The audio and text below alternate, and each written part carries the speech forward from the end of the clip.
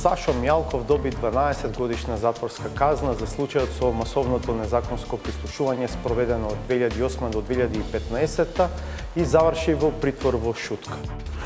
Një njeri shumë i fuqishëm, një njeri që shumë njerëz frigoshin t'ja përmendin emrin, kështu që e thirrnin si njeriu nga hija, njeriu që ishte kushëriri i dikujt, kështu me radhë, pra frigoshin edhe emrin t'ja përmendin, sot përfundon si një njeri i dënuar në shkallë të parë, edhe atë me një dënim mjaft serioz. Како Страсбург ќе се постави пред се во однос на помилувањето од председателот Ѓорѓи Иванов? Можните варијанти се најидеална за наш, затоа што и нашиот уставен суд рече дека законски се повлекувањата, е судот во Страсбург да каже дека тоа не било помилување, туку било амнестија и дека председателот немал такви можности.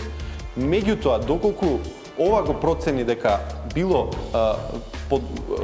фактички правно издржано, тоа ќе се впушти во тоа дали повлекувањата биле законски или не биле. Може ли да констатираме дека практично надзорот, иако постои на хартија, во пракса не функционира? Значи, Дури и по овој голем скандал кој што ни се високо случи. проблематичен, да. И тоа е еден дел од она вашето прашање беше колку се научени лекциите. Лекциите, ја би рекол дека во голем дел остануваат намерно ненаучени.